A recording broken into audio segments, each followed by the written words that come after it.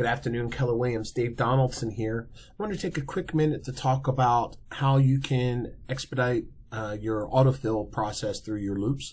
I know some of you have had challenges with your contact information coming across, and as going as far as even wanting to create your own personal templates, which is certainly fine. But if I show you how to have all the necessary account information, you might not need to create your own templates and therefore redo them every year when documents are updated.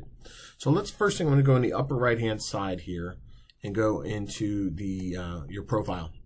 So if you click on that and go to my account, really what you want to do is make sure all the information is filled in here under your account settings and profiles. First name, last name, role, email address, contact number. Go ahead and give it your e-signature so you can sign those documents like lead-based paint that you need to sign off on. And at the very bottom, hit save. Do not put an address here. This is asking for your home address. There's no reason for you to put your home address in here. That's not your office. You're going to use office address under your profile here in a second. So if you come on the upper left-hand side, then after you've updated all that information, come to profile, work your way through here, add your office contact information, the market center name, the market center number, fax, the market center, your brokerage license number here. This happens to be the one for Fredericksburg, Keller Williams Fredericksburg. The office ID number, your personal agent license number. This is my admin account, so I don't have it in here, but you would certainly put that here. And then there's no brokerage agent ID, at least not for us in our region. At the bottom, you'll see the address for the brokerage. Make sure that is in here and up to date and accurate, as well as your company owner email. So go ahead and put that, and you can update your notification settings here as well, as far as being notified when something takes place inside of one of your loops and how you would be notified. And then hit save at the bottom of the page. So I'll give you a quick pause to allow you to do that, and do make sure that you hit save at the very bottom of the page there. And then once you're done, I'm going to go ahead into a loop that I have open here so you can see what the autofill actually looks like once it's been completed inside of a loop, and what how much time you've saved. So I'm going to go into this test buyer loop that I have, and I've modified the compliance folder here. Obviously some documents are missing, but for the sake of time, I'm just going to go over the exclusive right and the residential sales contract. So I'm going to open those both up. If I open up all documents at once, they will autofill all at once, which is a nice time saver as well. The first time I open up a document, I'll get the autofill screen. You can obviously autofill at any time thereafter, but first time this will pop up for you. Make sure all the information populated here from the view details screen is accurate, and then click autofill. Okay. And what you will see is in yellow is everything that autofilled to the contract.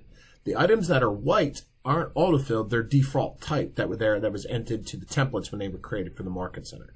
So you'll see your broker firm contact information is all there for you.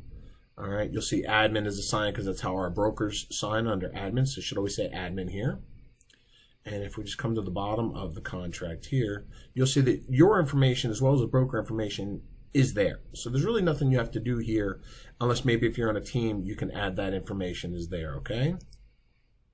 So we scroll down the page a little bit. Now the residential sales contract also pre-filled with some information. I didn't give it a whole lot, but there are other fields that would fill in here when I was, had I given the view details, the purchase price, my title company, deposits, that would all fill in here accordingly.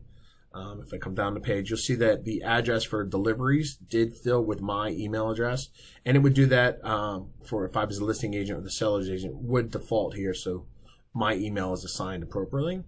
And as I come to the bottom of the page, more importantly, go to the last page of the contract. All right, almost there. There we go. So my brokerage information and my contact information all fills. This is the one that probably takes the most amount of time. Brokerage will default automatically, and all your agent contact information will pull from your account details.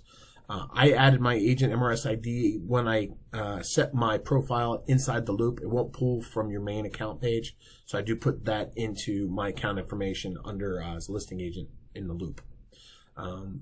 That's really what I got here today. So if you take the time here, you can still certainly use these documents and create your own templates if there are certain ways you fill out contracts all the time.